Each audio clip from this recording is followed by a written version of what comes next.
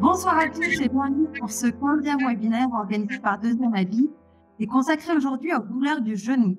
Nous avons décidé de traiter ce sujet car ces douleurs du genou, qu'on appelle aussi gonalgie, sont très fréquentes et concernent plus de 25% des femmes et 22% des hommes et peuvent être très handicapantes dans la vie de tous les jours. Comment s'expliquent ces douleurs du genou? Quand les prendre au sérieux? Quand le traitement fonctionne? Comment prévenir ces douleurs? Vous nous écoutez aujourd'hui. Je suis heureuse d'accueillir le docteur Pierre-Olivier Pinelli. Bonsoir, docteur. Bonsoir. Un grand merci d'avoir accepté de participer à ce webinaire. Quelques mots pour vous présenter avant de rentrer dans le vif du sujet. Vous êtes chirurgien orthopédique et vous exercez à l'Institut du mouvement et de l'appareil locomoteur à l'hôpital Sainte-Marguerite à Marseille. Vous êtes tout particulièrement spécialisé dans la chirurgie des prothèses de la hanche et du genou, qu'on appelle l'arthroplastie.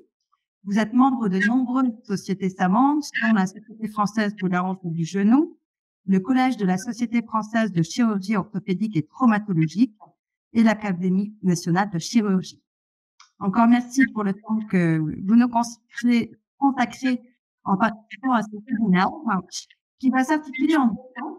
Je vais d'abord vous poser des questions, puis vous répondrez aux nombreuses questions des internautes. Avec plaisir. Alors, pour commencer, pour savoir de quoi on parle, vous pourriez nous faire un cours rapide sur l'anatomie du genou.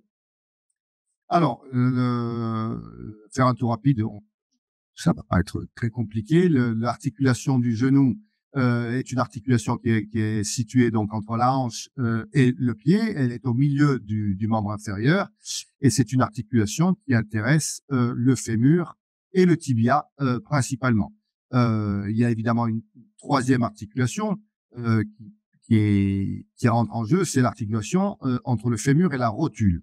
Donc, on considère que l'articulation du genou est faite de trois compartiments, un compartiment à l'intérieur du genou, un compartiment à l'extérieur et un compartiment antérieur, c'est-à-dire l'articulation qui intéresse la rotule. Alors, sur le schéma, vous voyez les différents composants de cette articulation, à savoir le cartilage, qu'on voit très bien, qui est ici sur ces schémas figurés en bleu, les ménisques qui apparaissent, alors on les voit pas très bien, mais les ménisques sont des structures dites fibrocartilagineuses qui ont une espèce qui sont à la fois souples mais un petit peu rigides. Vous savez, c'est ce qui parfois et coince un peu entre les dents, ce qu'on ressent un peu dur quand on mange de la viande, qui est un peu dur mais qui résiste sous la dent, mais qui est un tout petit peu souple. Voilà. Lorsqu'on mange de la viande, c'est donc du fibrocartilage. Et ces ménisques ont un rôle extrêmement important dans le genou, puisqu'ils jouent le rôle d'un petit peu d'amortisseur entre le fémur et le tibia. Et donc, il est important de les conserver le plus longtemps possible. L'autre rôle, c'est qu'ils permettent d'agrandir la surface de contact entre le fémur et le tibia, parce que quand on regarde l'articulation du genou de profil, on se rend compte que le fémur présente des surfaces rondes qui font face à des surfaces plates. Lorsqu'on appuie un rond sur un plat, la surface de contact est très réduite. C'est celle d'une sphère sur un plan, d'une balle sur une table, par exemple. Quand on pose une balle sur une table, la surface, elle se réduit à un seul point. Or, le cartilage ne peut pas supporter des contraintes trop importantes qui seraient réduites à celles qui seraient appliquées sur une toute petite surface. C'est la raison pour laquelle la nature a mis des ménisques pour répartir la surface d'appui, et c'est très important. D'autres structures importantes du genou sont les ligaments. Alors, parmi les ligaments, vous avez les ligaments périphériques qui sont tout autour du genou, et vous avez aussi les ligaments croisés que les sportifs connaissent très très bien. Et ces ligaments croisés, on les voit bien sur le schéma de gauche, c'est le ligament croisé antérieur et le ligament croisé postérieur qui participent à la stabilité du genou, qu'ils soient périphériques ou centraux. Les ligaments centraux, ce sont les ligaments croisés, ce qu'on appelle les ligaments du pivot central. Et ces ligaments du pivot central participent énormément à la stabilité du genou rotatoire, la stabilité en rotation du genou. Voilà, donc on a abordé les cartilages, les ménisques, les ligaments. et d'autres structures qui sont évidemment importantes, mais dont on entend moins parler, mais qui peuvent être le siège de maladies, notamment de maladies inflammatoires. C'est la capsule articulaire qui est notamment revêtue sur sa surface interne, c'est-à-dire celle qui est à l'intérieur du genou. Elle est revêtue de la membrane synoviale qui produit le liquide synovial qui a pour rôle de nourrir le cartilage et également de lubrifier l'articulation.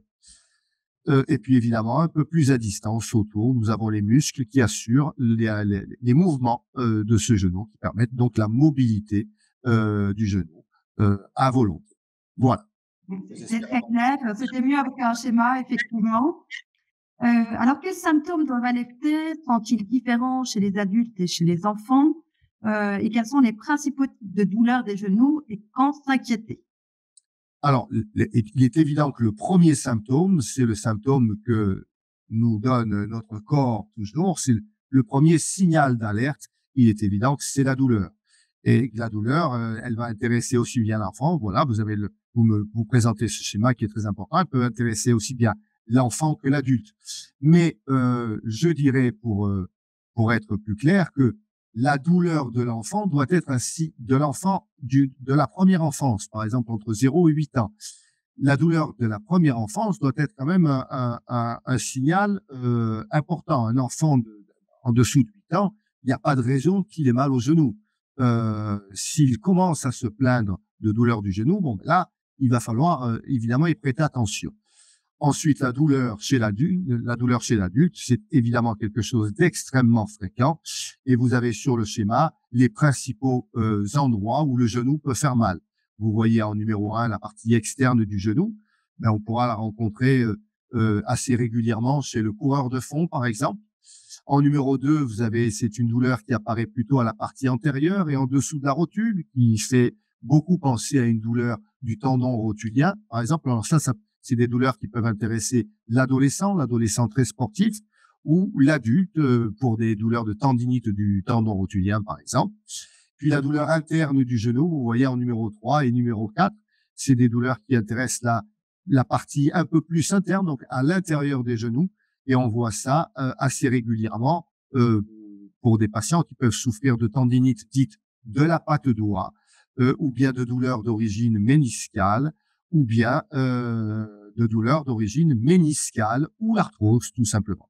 Voilà, donc grosso modo, le genou peut présenter des douleurs localisées à ces différents endroits, mais peut aussi faire mal de manière globale, c'est-à-dire que ces douleurs localisées, quand elles prennent de l'importance, elles peuvent finir par intéresser la globalité du genou. Beaucoup de patients se plaignent aussi, lorsque l'arthrose est un peu évoluée, de douleurs qui intéressent la partie postérieure du genou. Ils ont tendance à rapporter ça à l'existence de kystes, ce qui est vrai. Il peut y avoir des kystes, mais les kystes sont rarement responsables de douleurs par eux-mêmes. Voilà. Et quand s'inquiéter, quand la douleur devient trop insupportable? Alors, chez l'enfant, quand la douleur persiste, et chez l'adulte, il faut s'inquiéter lorsque la douleur persiste malgré malgré la prescription de traitements antalgiques. Lorsque vous prenez des anti-inflammatoires ou des antalgiques type Doliprane, eh bien, si les douleurs persistent malgré tout, eh bien, faut que ça vous amène à consulter votre médecin, bien entendu. Très bien. Alors, pour obtenir un diagnostic, quel type de médecin faut aller voir et quels examens faut-il faire? Faut-il en faire? Alors, le premier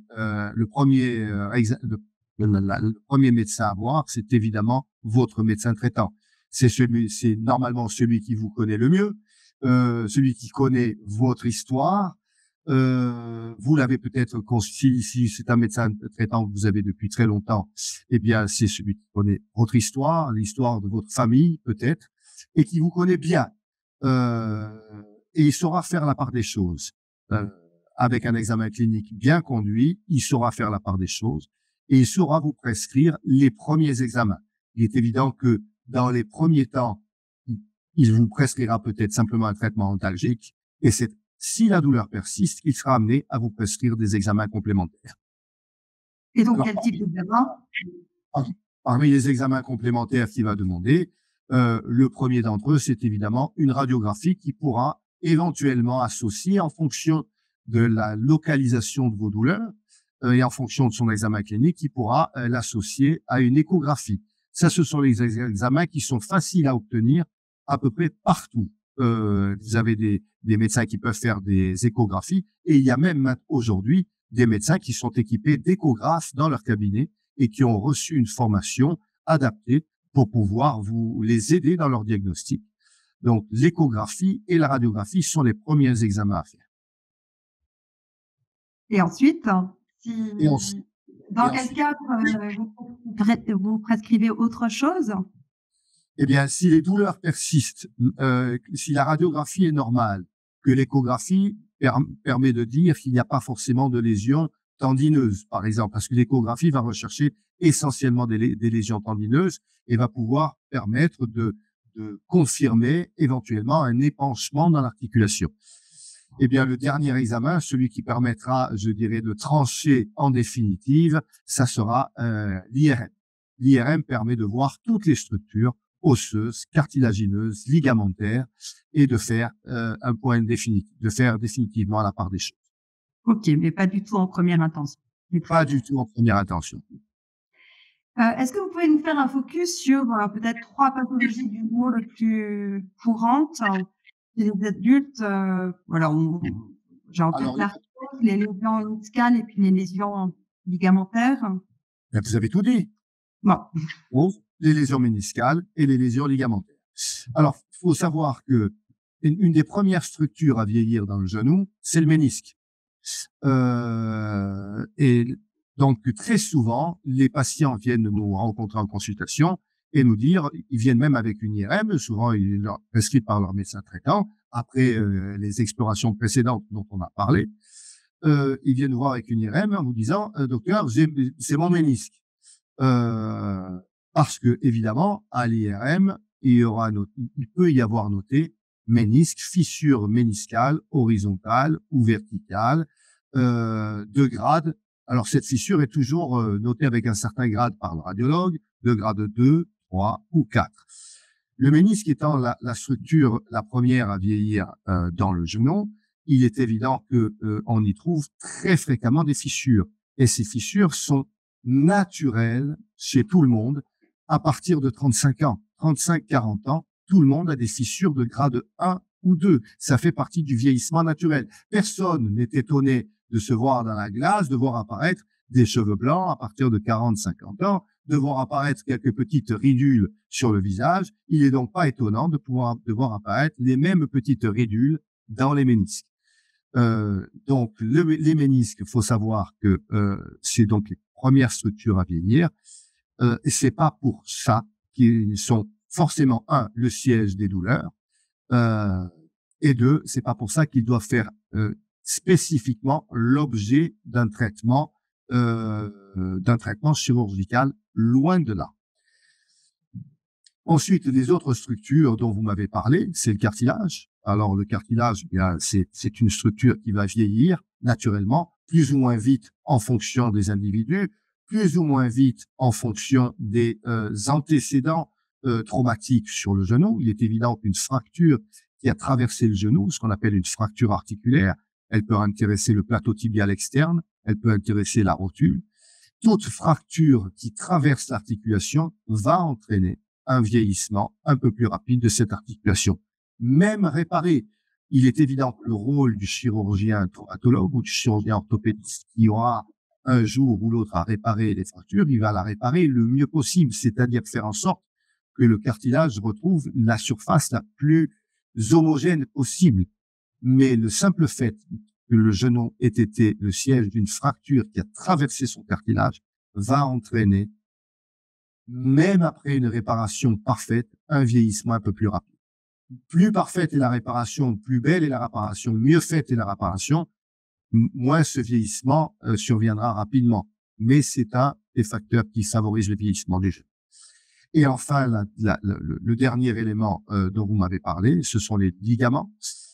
Les ligaments peuvent être le siège d'un étirement, voire d'une rupture ligamentaire. Eh bien, à partir de l'étirement, ça s'appelle une entorse. Cette entorse peut être bénigne, et s'il s'agit d'un étirement simple, un peu comme un élastique qui n'a pas rompu, lorsqu'on tire sur ce ligament, qui a une petite élasticité, et lorsque ce ligament se rompt complètement, eh bien, ça devient une entorse importante, une entorse de dernier grade, le grade le plus important. Et ces entorses sont évidemment des situations particulièrement douloureuses et qui génèrent. Et du coup, l'arthrose, c'est le cas précédent. C'est ce qui concerne l'arthrose, c'est l'usure du cartilage. Du cartilage, exactement. OK. Voilà. Vous montrez là à la télé là, un genou parfaitement sain, qui est presque beau à voir, dont on voit d'ailleurs la forme des ménisques sur l'image en haut à droite, et vous voyez bien sur l'image en bas, en haut à gauche, donc, et sur l'image en bas à droite, on voit parfaitement de l'arthrose. C'est le vieillissement du cartilage le fait progressivement disparaître. Et lorsque alors faut savoir, parce qu'on n'en a pas parlé, que le cartilage est une structure qui est faite de chondrocytes, donc des cellules cartilagineuses, où il y a énormément d'eau à l'intérieur et du collagène, évidemment, ce qui maintient l'ensemble d'une structure collagénique qui maintient l'ensemble. Mais le cartilage n'est pas innervé, donc le cartilage ne fait pas mal lui-même. Il peut pas provoquer de douleur puisqu'il n'y a pas de nerf à l'intérieur du cartilage. Et c'est sa disparition, c'est-à-dire l'apparition de l'os qui est sous le cartilage, l'exposition de l'os qui est sous le cartilage, qui là devient douloureuse. C'est là que l'arthrose devient douloureuse. Lorsque les ménisques, qui eux sont innervés à leur périphérie, et lorsque l'os qui est sous le cartilage commence à s'exposer, là, le genou commence à devenir douloureux par son usure cartilagineuse et ou méniscale. Très bien, c'est très clair. Vous voulez commenter cette deuxième Alors là, vous avez mis à l'écran une image de prothèse de genou. Eh ben, c'est lorsque le cartilage a totalement disparu dans le genou, il est évident qu'il ne peut pas réapparaître de lui-même. C'est malheureusement le vieillissement naturel chez tout le monde. Et le cartilage ne pouvant réapparaître, eh bien, la seule solution que nous avons à notre disposition pour soulager les douleurs, c'est éviter que les os viennent à frotter entre eux, puisque lorsque le cartilage a disparu, le fémur vient frotter sur le tibia, et c'est donc ce frottement os contre os qui devient particulièrement douloureux. Et pour éviter ce frottement, eh bien, l'industrie des prothèses articulaires a fait ces prothèses, comme vous le voyez sur l'écran. Et parfois, les gens ont l'impression que mettre une prothèse, c'est couper le fémur un peu au-dessus du genou, couper le tibia un peu au-dessous du genou et mettre une prothèse au milieu. Vous voyez que c'est quelque chose, en réalité, où on ne fait que remplacer le cartilage. On enlève un petit peu de volume osseux pour faire la place à la prothèse, mais ce volume osseux correspond au cartilage qui a disparu, en réalité, tout simplement. Donc, ma question suivante, c'était effectivement comment soigner ces pathologies. Et donc là, ce que vous avez montré, c'est le traitement recommandé en cas d'arthrose sévère. Voilà, ça c'est le traitement ultime, c'est-à-dire le dernier traitement possible en cas d'arthrose sévère. Il est évident qu'avant cela, il y a des tas de choses à faire. La première, c'est de ce qu'on appelle les mesures hygiéno-diététiques. On sait bien que l'arthrose est fortement sensible, surtout que les genoux sont des articulations qui sont en charge. Donc, il est évident que pour les patients qui s'estiment en surpoids, la première des choses sera de leur demander de perdre le surpoids qu'ils ont. Ils le savent, ils ou elles le savent, ils le savent eux-mêmes. Et donc, la première des choses, c'est ça. Et je peux vous assurer que c'est une mesure extrêmement efficace sur les douleurs. Extrêmement efficace. C'est pas toujours facile, parce que les patients, d'abord, quand ils souffrent d'arthrose, ils ont un peu plus de mal à se déplacer. Et on sait qu'une des mesures pour perdre du poids, c'est d'essayer d'avoir de l'activité, d'essayer de bouger. Lorsqu'on est un peu entravé dans ces mouvements, c'est plus difficile de bouger, puisque le poids, c'est un bilan entrée-sortie. Et si les sorties, c'est-à-dire l'activité physique, est limitée, eh bien, il faut en parallèle bien limiter les entrées. Et là, faut reconnaître que c'est pas facile. Et puis, il y a autre chose. Il y a aussi, comme dans toute la nature, il y a des patients qui sont issus de familles qui sont des personnes dites plutôt sanguines, plutôt massives, on va dire, hein, avec on va dire une corpulence un peu plus importante que d'autres. Il y a des familles de patients un peu plus forts et d'autres de patients un peu plus maigres, tout simplement. Et on peut pas demander aux patients qui sont issus de familles fortes de perdre du poids. C'est trop compliqué pour elles parce que physiologiquement, elles n'y parviendront pas. Elles sont issues de familles fortes et c'est beaucoup plus difficile pour elles. En revanche, les patients qui ont eu une enfance tout à fait normale, une jeunesse où c'était des enfants à la corpulence normale, une adolescence à la corpulence normale, il y a des événements de la vie qui font prendre du poids pour essayer dans ces situations-là de le perdre. Ça, c'est la première des choses. La deuxième des choses, c'est avoir une activité physique régulière.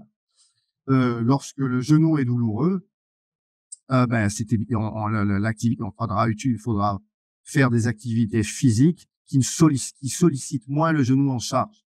Le vélo, par exemple, avec le poids, une partie du poids qui est sur la selle, ou la natation, où on est porté par l'eau, sont des activités qui sont très importantes.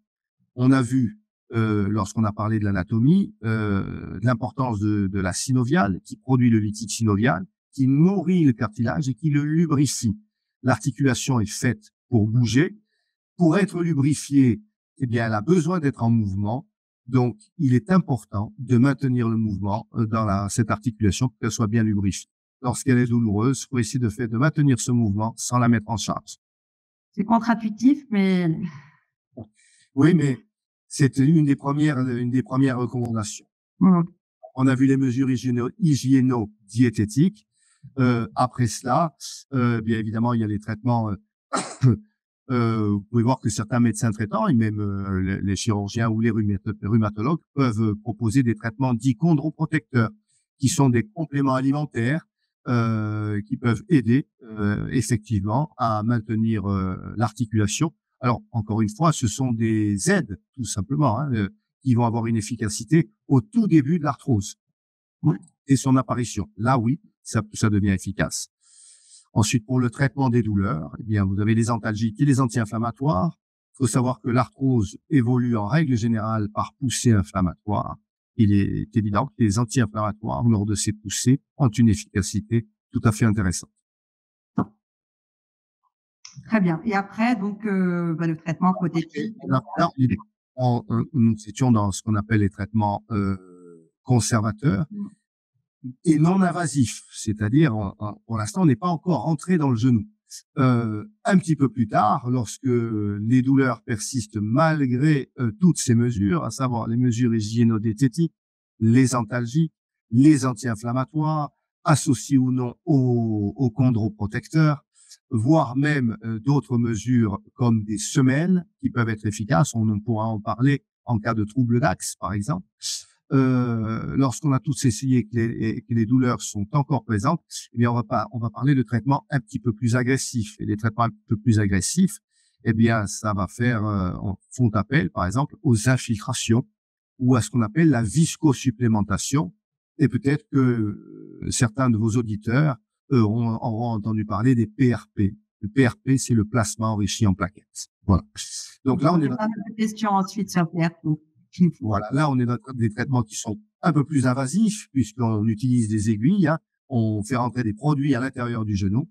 Ces produits font appel à des anti-inflammatoires à base de cortisone, par exemple, ou bien d'acide hyaluronique, c'est ce qu'on appelle la viscosupplémentation. L'acide hyaluronique, c'est quelque part c'est un lubrifiant de synthèse. Savoir que lorsque le genou est arthrosique, lorsque le liquide dans l'articulation est inflammatoire, il perd un petit peu de ses qualités de lubrification.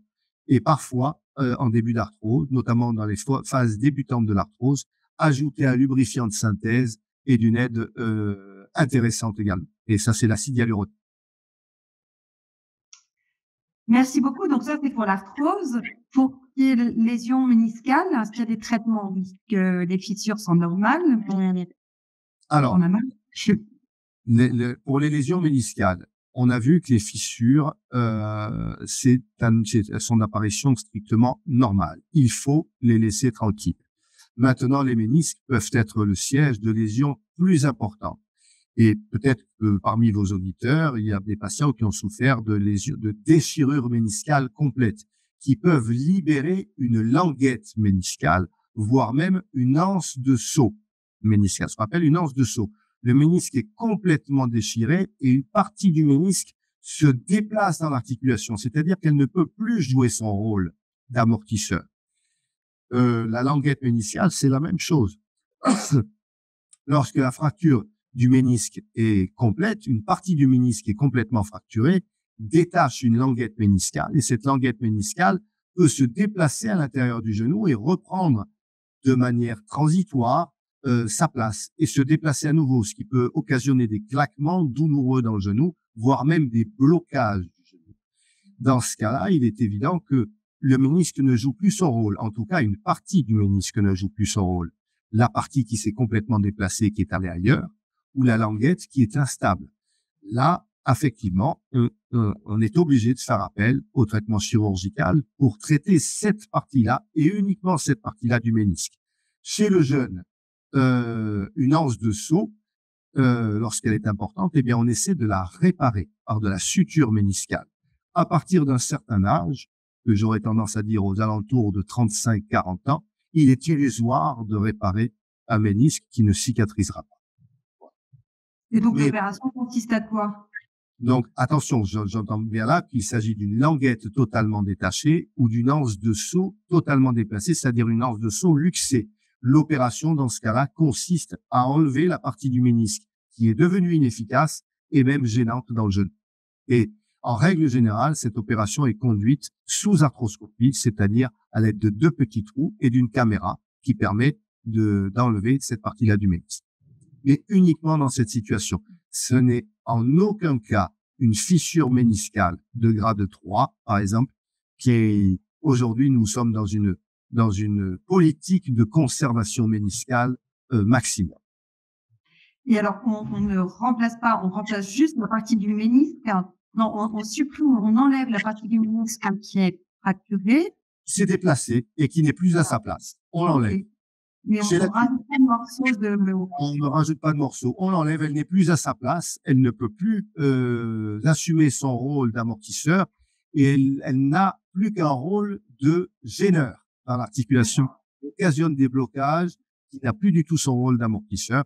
Donc, dans ce cas-là, chez l'adulte d'âge mûr, je précise bien, donc au-delà de 35 ans, la seule solution, c'est d'enlever cette partie-là qui devient gênante. Très bien. Et alors, du coup, pour les lésions ligamentaires, maintenant, quel traitement? Alors, pour les lésions ligamentaires, comme on l'a vu, je vais parler des lésions ligamentaires les plus fréquentes. La plus fréquente, c'est l'entorse du ligament interne du genou, du ligament collatéral médial ou latéral interne du genou. En règle générale, cette lésion est une déchirure partielle de ce ligament. C'est très douloureux, ça fait mal à l'intérieur du genou, ça survient assez souvent au ski. Et cette lésion-là, en règle générale, je dirais dans plus de 90% des cas, ça ne nécessite pas de traitement chirurgical.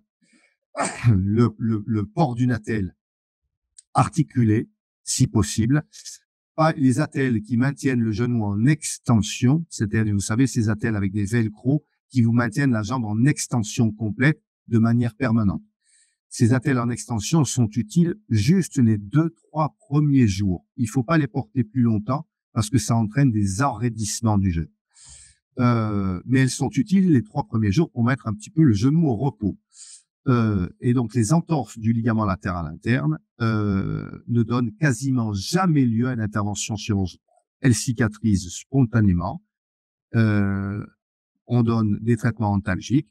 On peut faire appel à une petite attelle articulée pendant quelques temps. Et il est évident qu'il y a un repos sportif le temps nécessaire, c'est-à-dire au minimum 6 semaines.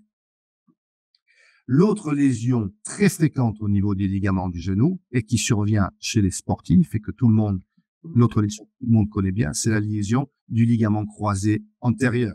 La fameuse lésion du footballeur, la fameuse lésion du skieur.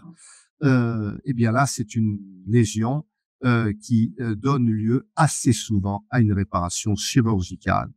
parce que chez le jeune, ce ligament n'a pas une tendance naturelle à cicatriser, parce que le jeune garde quand même une activité importante et que ce ligament n'est pas dans une situation favorisante pour cicatriser. Et dans ce cas-là, on est souvent obligé de faire appel à un traitement chirurgical. Ce traitement consiste à non pas réparer le ligament, non pas le suturer parce qu'il ne cicatrise pas, mais on prélève chez le patient même, on fait ce qu'on appelle des autogreffes à partir de tendons qui existent autour du genou. Ça peut être les tendons dits de la patte-doigt. La patte-doigt, c'est les tendons qu'on appelle le semi-tendineux, le droit interne et le gracile. Enfin, voilà, ce sont différents muscles qui sont autour des petits tendons. Ça peut faire appel au tendon rotulien, ça peut faire aussi appel au tendon du quadriceps. On se sert de ces éléments-là, on les prélève et on les met à la place du ligament croisé antérieur.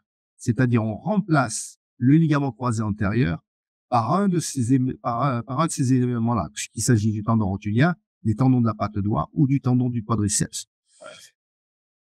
Comme on prélève ces tendons sur le corps avant de les remettre à l'intérieur du corps, il est évident qu'on les détache du corps pendant un certain temps et qu'ils ne sont donc plus vascularisés. Lorsqu'on va les remettre à l'intérieur du corps, ils vont se transformer avec le temps en un nouveau ligament croisé. Et il y a toute une phase de transformation qui se fait par la biologie. Et cette phase-là, elle a une durée, il est évident, incompressible. Ce qui fait que lorsqu'un footballeur professionnel se fait une lésion des ligaments croisés antérieurs, il ne revient jamais sur les terrains avant 6 à 9 mois. C'est impossible. La biologie ne peut pas faire moins de 6 mois pour transformer un tendon en un ligament croisé. C'est impossible. Donc, on va dire un footballeur qui retourne au bout de 3 mois après une rupture du ligament croisé antérieur n'a pas eu de rupture du ligament croisé antérieur. C'est impossible d'y retourner s'il a eu une chirurgie pour ça. Ou alors il y a eu une rupture partielle. Car ça existe, les ruptures partielles du ligament croisé antérieur, mais à ce moment-là, il n'y a pas d'opération. Ça peut cicatriser puisque la rupture était partielle. C'est une entité plutôt rare, la rupture partielle. Très clair. Alors, vous ne parlez pas du tout de kiné. Est-ce que c'est pas adapté pour le genou? Est-ce que...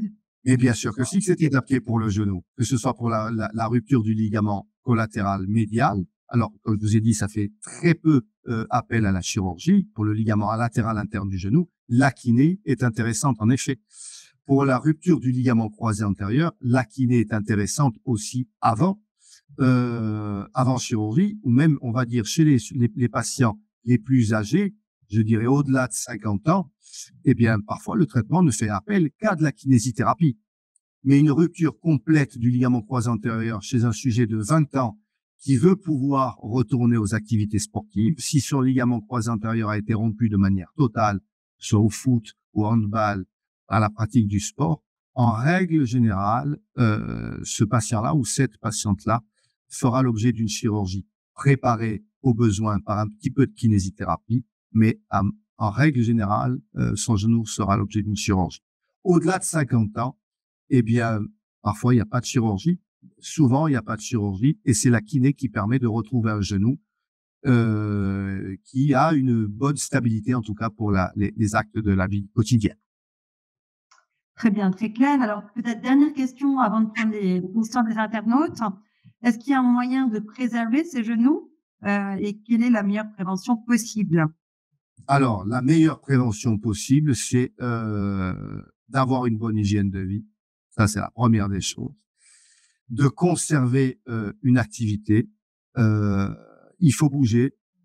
Les articulations sont faites pour se mouvoir. Donc, il est important. Et cette mobilité articulaire entraîne le déplacement du liquide synovial à l'intérieur. Ce déplacement du liquide synovial nourrit le cartilage, lubrifie le genou et ça permet de préserver son cartilage le plus longtemps possible. Et puis après, on dit éviter de prendre du poids et garder de l'activité, c'est la meilleure des préventions. Et si on fait trop de sport, peut-être, ça peut être... trop de sport, en effet, trop de sport, ça peut être nuisible au cartilage. Surtout trop de sport après un certain âge. Le cartilage, comme tous les autres tissus de l'organisme, est soumis à des phénomènes de destruction et de réparation. C'est l'objet de tous les tissus de notre organisme. Vous prenez votre intestin, tous les 2 jours, la muqueuse intestinale se refait. Vous prenez votre peau, tous les 30 jours, vous avez changé de peau. Presque comme les serpents, vous voyez, tous les 30 jours, votre peau s'est totalement. Eh bien, votre cartilage se renouvelle également en permanence. Sauf que votre cartilage, comme tout le reste des tissus de votre organisme, est soumis, ce renouvellement est soumis à vieillissement. Et plus on vieillit, moins le renouvellement est efficace. Donc, il est évident que quand on a 20 ans et qu'on court un marathon le lundi, on peut peut-être courir un marathon le mercredi aussi. Et pourquoi pas le samedi. Ça, c'est quand on a 20 ans. Quand on en a 50, si on court un marathon le lundi, il faut peut-être attendre le lundi suivant ou celui d'après encore pour pouvoir être en capacité de le recourir. Parce qu'il faut bien qu'entre-temps, l'organisme répare les lésions qu'on a fait lorsqu'on a fait une course aussi traumatisante pour le genou. Merci beaucoup. Alors là, on va passer aux questions nombreuses des internautes. Une première question. Qu'en est-il des déformations des genoux? Que peut-on faire? Alors, les déformations du genou, je crois que je vous avais fait parvenir une image. Il y a différentes déformations dites constitutionnelles. Vous voyez que les jambes ont normalement un axe qui est qualifié de normal, ce qu'on appelle des genoux normaux axés, avec des jambes droites. Mais il suffit d'observer les gens dans la rue pour se rendre compte qu'il y en a qui ont les jambes un peu type Lucky Luke. C'est ce qu'on appelle la déformation en varus, ou bien ce qu'on appelle les jambes en X, qu'on voit plus fréquemment chez les dames. C'est ce qu'on appelle la déformation en valgus. Alors, pour ces déformations constitutionnelles, lorsqu'elles sont très importantes et qu'elles génèrent des douleurs chez les patients jeunes, eh bien, il y a parfois des gestes, on peut envisager la chirurgie.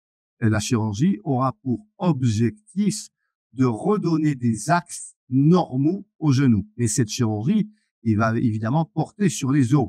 C'est ce qu'on appelle des ostéotomies de réaxation. Ça, si je parle chez les sujets jeunes.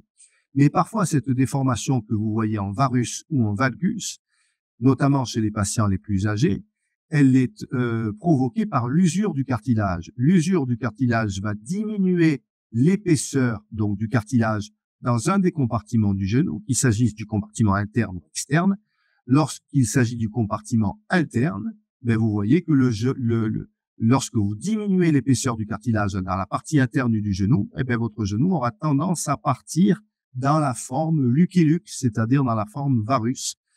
Eh bien, dans ce cas-là, dans les premiers temps, pour rétablir les contraintes dans le genou, eh bien, on peut faire appel à des semelles qu'on met donc dans les chaussures et qui vont avoir pour rôle de rétablir les charges, d'essayer de rétablir en partie les charges dans le genou pour faire porter la partie du genou qui contient encore du cartilage. Lorsque l'usure est plus importante dans le compartiment latéral du genou, eh bien, le genou aura tendance à se déformer plutôt en valgus. Là aussi, les semelles pourront aider. Là aussi, les semelles pourront aider. Et de temps en temps, les orthèses aussi. Certaines orthèses articulées peuvent aider dans ces situations également. Et là, pour faire vraiment un diagnostic précis, j'avais en tête qu'il y avait un type de radio qui s'appelait la radiogonométrie, Exactement. C'est ce qu'on appelle la pangonométrie. Ce sont des radiographies faites à distance qui permettent de voir l'ensemble des membres inférieurs. Vous le voyez, à partir des radios, on voit exactement ce que vous présentez à l'écran, c'est-à-dire l'ensemble du membre inférieur, du bassin jusqu'au pied. Et cette pangonométrie doit être réalisée absolument en charge, c'est-à-dire lorsque le patient est debout.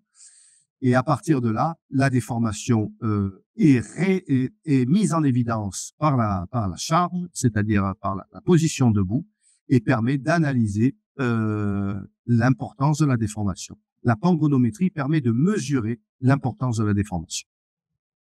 Merci beaucoup. Alors, une deuxième question, comment est-ce qu'on peut traiter un syndrome rotulien? Ah, ça, c'est un problème extrêmement fréquent. Et extrêmement fréquent chez la jeune femme, chez l'adolescente. C'est un problème qui intéresse, qui touche beaucoup plus fréquemment la femme que l'homme. pour une raison qu'on a tendance à expliquer par la nature, c'est-à-dire que la femme a un peu plus tendance à avoir les jambes en X que l'homme. Et ce morphotype des jambes un petit peu plus en X que l'homme entraîne une force sur la rotule qui a tendance à tirer la rotule vers l'extérieur. Et le fait de tirer la rotule vers l'extérieur va avoir aurait tendance à entraîner des contraintes un peu plus importantes sur la partie latérale de la rotule, ce qui peut occasionner en effet des douleurs par hyperpression latérale sur la rotule. La première la première des choses à faire, c'est la kinésithérapie. Et nos kinésithérapeutes savent bien aujourd'hui solliciter les muscles qui peuvent essayer de contrecarrer cette force latérale. Et parmi ces muscles, vous avez notamment le vaste interne du quadriceps, mais vous avez aussi les muscles fessiers, le muscle grand fessier qui peut aider à éviter de trop solliciter les quadriceps qui viennent écraser la rotule sur le genou. Voilà. Donc la première des choses, c'est évidemment les traitements dont on a parlé, mais la kinésithérapie, c'est la toute première des choses à faire pour les syndromes douloureux rotuliens. Ils peuvent persister assez longtemps, jusqu'à la fin de l'adolescence, jusqu'au début de l'âge adulte chez la jeune femme. Mais aujourd'hui, ils font que très exceptionnellement l'objet d'interventions, et on ne fait ces interventions que lorsqu'il y a un véritable trouble morphologique, ce qu'on appelle un vice architectural squelettique, qui fait que la rotule est sujette à faire des luxations, c'est-à-dire carrément se déboîter, sortir de sa position. Dans ce cas-là, en règle générale, on n'a pas d'autre solution que d'agir sur le squelette pour essayer de remettre la rotule à sa place et de lui faire ce qu'on appelle une course, un déplacement normal. Essayer de le rapprocher de la normale. Merci beaucoup. Alors, une autre question, c'est au vu des délais de rendez-vous, pourquoi ne pas faire en première intention une IRM plutôt qu'une radio ou un autre examen? Parce que au premier examen, une douleur du genou est évidemment un signe d'appel important. On s'inquiète. Mais la première des choses, en règle générale, ces douleurs finissent par passer au bout de plusieurs semaines. Alors, il est évident que le délai des rendez-vous du IRM peut être long, mais lorsqu'on va voir son médecin traitant et que la radiographie et l'échographie permet d'éliminer on va dire les lésions les plus graves du genou, eh bien, on est déjà bien rassuré. Et souvent, lorsque la radio est normale et que l'échographie est normale, eh bien, la symptomatologie s'amende au bout de quelques semaines. Tout simplement.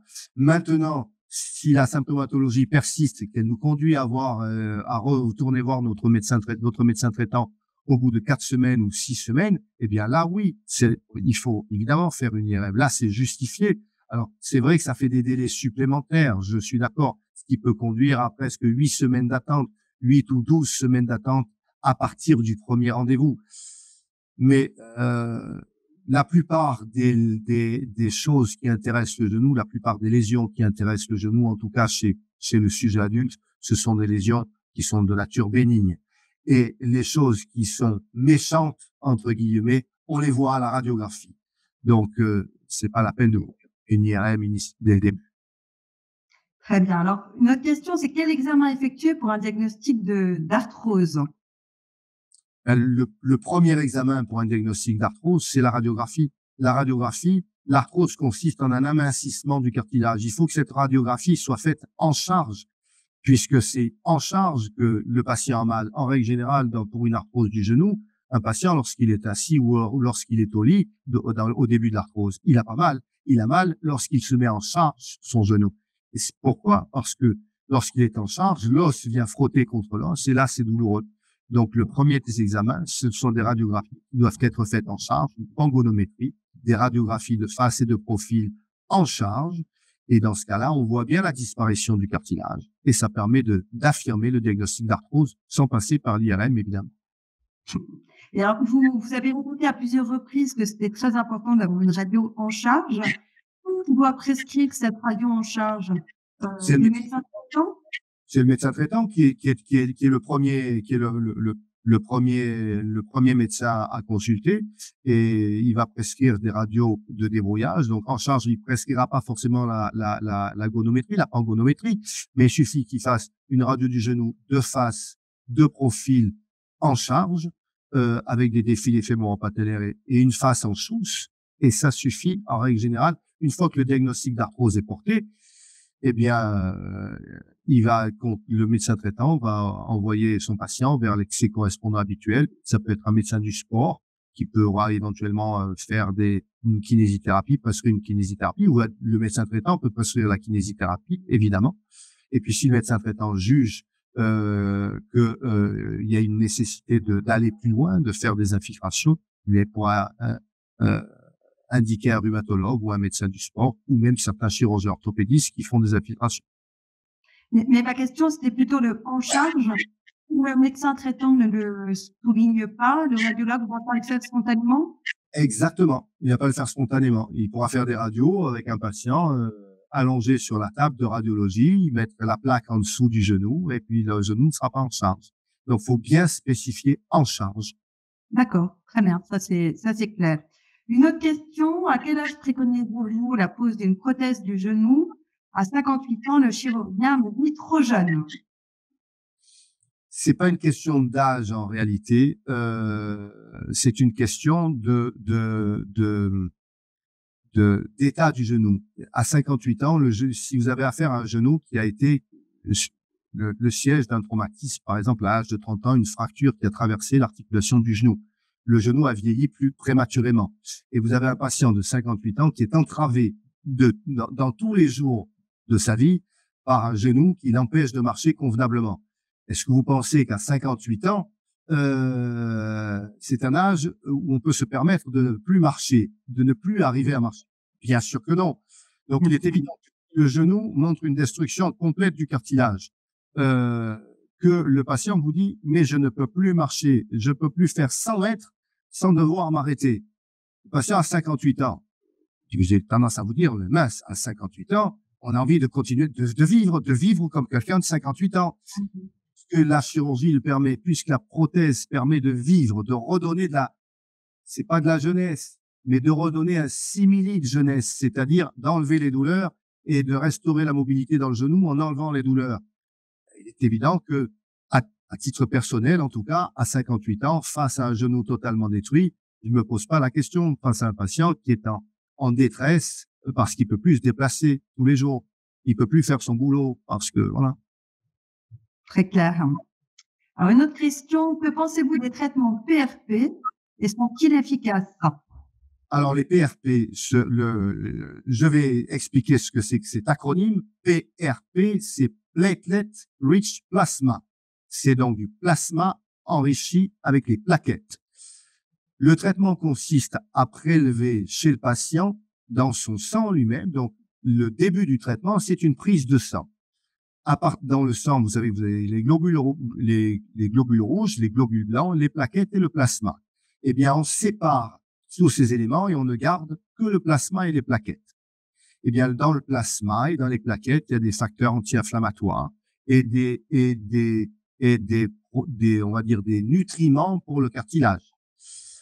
C'est indiqué, ça marche au début de l'arthrose, au tout début. C'est quelque part, ça a les mêmes indications que l'acide hyaluronique. Si l'acide hyaluronique ne marche pas, on peut tenter une fois le PRP.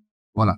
Parce que dans le plasma, il y a des molécules anti-inflammatoires, il y a des nutriments pour le cartilage. Dans les plaquettes, il y a aussi des éléments anti-inflammatoires. Et donc, c'est d'une aide au début de l'arthrose, pas au stade évolué, évidemment. Ça ne marche plus. Quand ça ne marche plus, il faut pas aller ce sont des traitements qui ont un certain coût pour le patient, il faut le dire.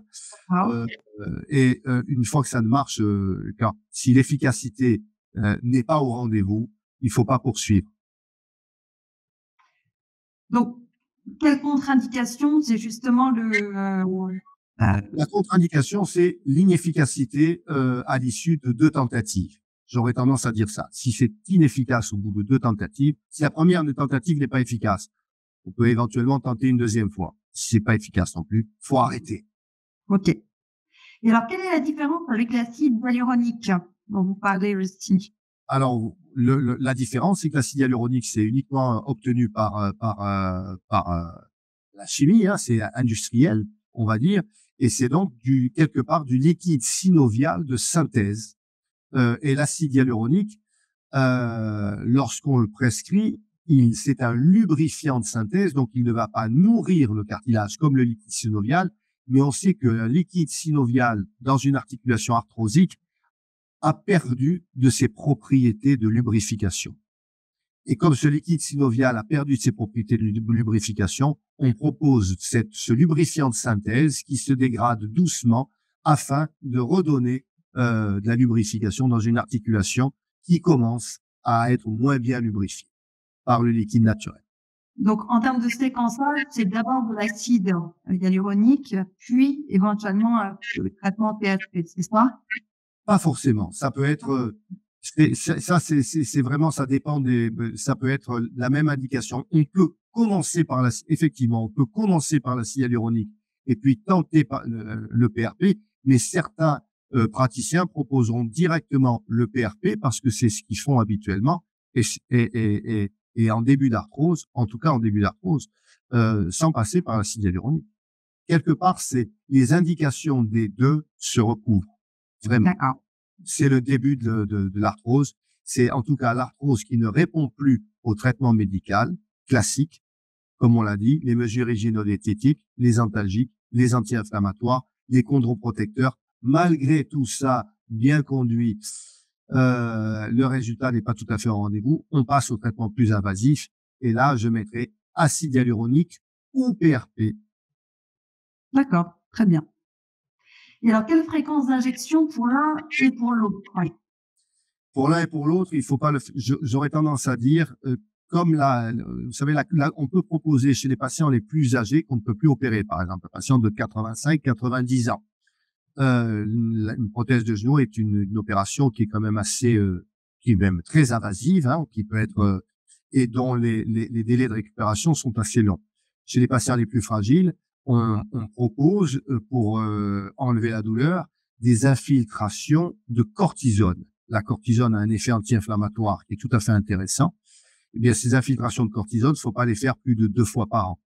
J'aurais tendance à dire que pour l'acide hyaluronique et pour le PRP, il ne faut pas le faire plus de 2 fois par an. Ce sont toujours des actes invasifs pour le genou et ça sert à rien de le faire plus de 2 fois par an. Sachant que l'acide hyaluronique peut être fait, dans certains cas, par 3 injections espacées d'1 semaine. Ça ne veut pas dire qu'on l'a fait 3 fois. C'est une seule fois, ça, hein. On est bien d'accord. Voilà. C'est une seule fois, mais 3 injections espacées d'1 semaine. C'est tout. Et 6 mois plus tard, à nouveau 3 injections. Mais il faut que ce soit efficace pendant 6 mois. Si c'est efficace que 1 mois, 1 ou 2 mois, il faut réfléchir à d'autres types de choses. Est-ce que la kinésithérapie peut aider à soulager l'arthrose Oui. avec une musculation ciblée? Ouais.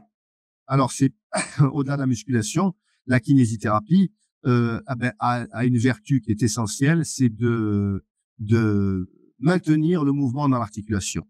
Donc, de favoriser le déplacement du liquide synovial. Donc, ça, c'est la première des choses. Et puis, l'accompagnement d'un kinésithérapeute qui vous fera faire les mouvements qui ne sont pas douloureux et qui saura vous orienter dans vos activités sportives et même dans vos exercices de musculation est d'une aide absolument considérable. Est-ce qu'il est possible de récupérer un cartilage abîmé ou bien, voilà, à vie? Alors, le cartilage, comme tous les tissus de l'organisme, on l'a vu, il vieillit. Lorsque la lésion cartilagineuse intéresse un sujet jeune, je dirais en deçà de 35-40 ans, il peut y avoir des lésions cartilagineuses. Il peut y avoir carrément une perte d'un morceau de cartilage à l'occasion d'un traumatisme important. Eh bien, chez ces patients-là, on peut effectivement proposer des greffes de cartilage à partir de leur cartilage à eux, c'est-à-dire qu'on fait un prélèvement de leur cartilage, qu'on met en culture pour obtenir des chondrocytes et on regreffe à eux. C'est ce qu'on appelle des greffes de cartilage. Chez eux, ça marche.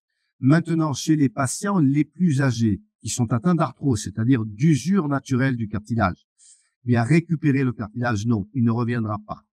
Il ne peut pas revenir, ça fait partie du vieillissement. Alors, il est évident que la recherche est très active dans le domaine et certains de nos auditeurs auront sans doute entendu parler des cellules souches, car nous avons tous dans notre organisme des cellules dites souches, c'est-à-dire des cellules qui sont capables de se transformer en n'importe quel tissu.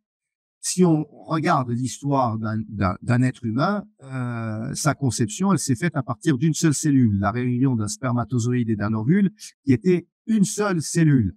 Et à partir d'une seule cellule, vous avez vu que ça fait un individu complètement fait de tissus complètement différents, qu'il s'agisse de tissus nerveux, de tissus musculaires, de tissus osseux, de tissus cartilagineux. On a fait des yeux, on a fait des oreilles, d'un cerveau, à partir d'une seule cellule qui a su se différencier en des tissus qui ont tous une fonction bien établie, bien différenciée. Eh bien, dans notre organisme, on a des cellules souches qui peuvent se différencier en tous ces tissus-là. C'est-à-dire qu'on prend une cellule souche, on la met au milieu du muscle, elle va se transformer en muscle. On la met au milieu du cartilage, elle va se transformer en cartilage. Sauf qu'aujourd'hui, on n'a pas encore complètement élucidé cette transformation. Et là, une cellule souche d'un sujet de 60 ans qu'on met au milieu du cartilage d'un sujet de 60 ans, elle va pas se transformer en cartilage de 20 ans. Ça, c'est du rêve. Elle va se transformer en cartilage de l'âge de ses voisines. Parce que, voilà. Quand on aura compris le mécanisme du vieillissement et qu'on saura l'endiguer, c'est-à-dire que demain, vous vous trouverez capable de dire bonjour chaque matin à vos arrière petits-enfants. Peut-être que là, on saura régler le problème de l'arthrose. C'est pas encore le cas, mais je vous assure que la recherche est très active. C'est ce qu'on appelle le cartilage artificiel ou c'est encore autre chose? Alors, non, le cartilage, il n'y a pas vraiment le cartilage artificiel, c'est la greffe de cartilage. C'est ce que je vous ai dit à partir de ça. Okay. Naturel, on fait de la greffe et on réintègre le cartilage. Il n'y a pas vraiment de cartilage artificiel. Ça n'existe pas. Le cartilage artificiel, j'aurais tendance à dire, c'est la partie que vous avez vue sur la prothèse de genou. Si vous la remettez à l'écran, la prothèse de genou, vous allez voir qu'on voit un morceau de la prothèse qui est blanc. Et ce morceau qu'on voit qui est blanc, c'est le polyéthylène. Et c'est ça, en réalité, le cartilage. C'est ce qui assure le glissement des deux parties métalliques de la prothèse, l'une contre l'autre. Eh bien, dans l'articulation normale, pour assurer un glissement os contre os, la nature a mis le cartilage pour faire glisser entre les deux. Eh bien, lorsque l'os vient toucher l'os, il n'y a plus de cartilage, eh bien, on remplace la surface osseuse par une surface prothétique métallique, à la fois sur le fémur, mais aussi sur le tibia. Et entre les deux, on remplace ça par une surface de glissement, donc qui remplace le cartilage. Et cette surface de glissement est le polyéthylène de la prothèse. Très bien. Alors, c'est presque la fin. Il y a encore beaucoup de questions. Beaucoup de questions, notamment sur le sport. Pour continuer le sport avec une pathologie du genou et avec des douleurs, les sports à éviter. La marche est elle bénéfique? Alors, vous avez un peu répondu tout à l'heure, mais je crois que c'est important d'y revenir. La marche est évidemment bénéfique, mais lorsque l'arthrose est très évoluée, la marche, c'est un sport qu'on fait en charge. Et donc, elle va pas être bénéfique. Et lorsqu'on a une arthrose qui est évoluée, eh bien, parfois, il va falloir changer de type de sport, passer au vélo, qui permet de soulager la charge, ou passer à la natation, par exemple. Ça dépend vraiment de... Voilà, ça dépend du type d'arthrose, du stade évolutif et de la localisation de l'arthrose.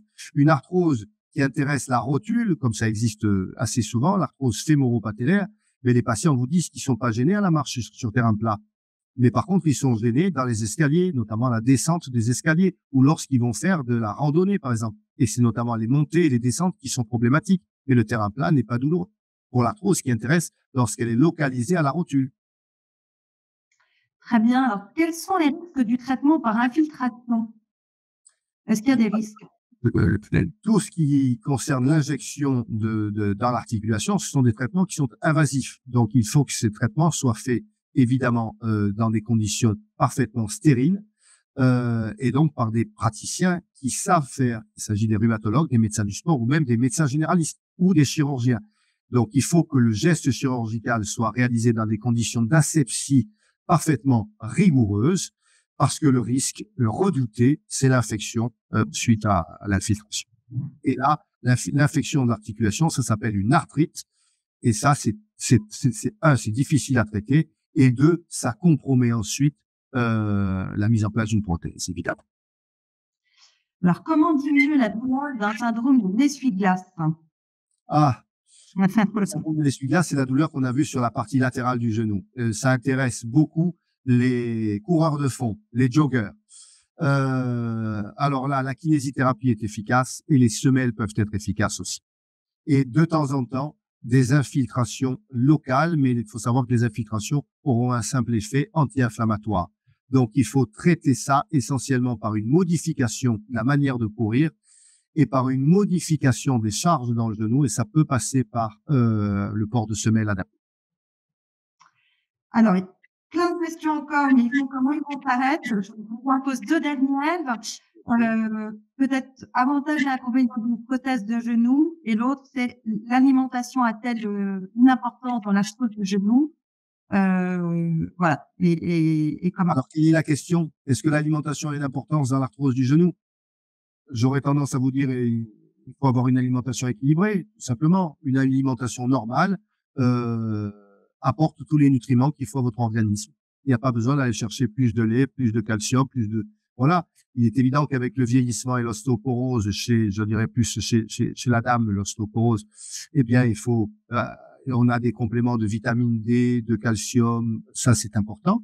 L'activité est importante pour maintenir une bonne captation du calcium par les os, voilà. Mais une alimentation normale suffit à s'entretenir. Et pour l'arthrose, le poids a un impact? Bien sûr, je vous ai dit, le genou est une articulation qui est en charge. Donc, lorsque vous avez de l'arthrose, plus vous mettez de la charge dessus, plus ça sera douloureux. Donc, pour l'arthrose, j'aurais tendance à dire l'arthrose fémoro-tibiale, eh bien, la perte de poids, on commence par ça lorsque l'on se considère en surpoids, pour toutes les raisons qu'on a évoquées au début. Il y a des familles des personnes qui n'arrivent pas à perdre du poids parce que c'est constitutionnel. Mais si elles s'estiment en surpoids, et la première des mesures à faire, c'est d'essayer de retrouver un poids normal. Mais en règle générale, les patients le savent quand ils sont en surpoids. Ils savent aussi que c'est difficile de maigrir. Il y en a quelquefois qui abandonnent. Mais les patients qui se savent en surpoids et qui sont prêts à faire la démarche d'amaigrissement, qui sont prêts à mettre tout en œuvre pour maigrir, je vous assure, et là je regarde vraiment, je vous assure que c'est une mesure extrêmement efficace pour garder les genoux longtemps aussi. Très bien. Alors, dernière question, c'est promis, on vous libère après. Donc, question sur la prothèse de genou. Quelle est la durée de vie d'une prothèse? Peut-être quels sont les risques ou les inconvénients d'une prothèse?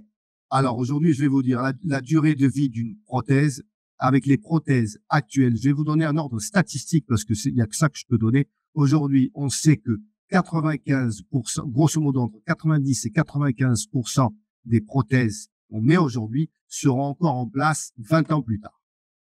Ça donne une idée de la durée de vie. Maintenant, il est évident que si je mets une prothèse à quelqu'un de 50 ans, en lui donnant les recommandations de ne pas faire de la course d'endurance et tout, mais je suis pas derrière à le surveiller en permanence. Quelqu'un de 50 ans qui est très, très actif, qui l'a fait marcher. Il y a une pièce qui s'use dans la prothèse, la seule qui s'use, c'est le polyéthylène. Eh bien, chez certaines personnes, si on utilise trop cette prothèse, eh bien, cette pièce va s'user et ça va entraîner à la longue, ça va entraîner à la longue un décèlement de cette prothèse. C'est-à-dire que l'usure de la prothèse va mettre en jeu le système immunitaire du patient lui-même et cette mise en jeu du système immunitaire va dégrader l'os qui porte la prothèse. Et cette dégradation de l'os qui porte la prothèse va finir par faire que la prothèse va finir par se décoller de l'os. Et là, le genou redevient douloureux parce que la prothèse s'est décollée.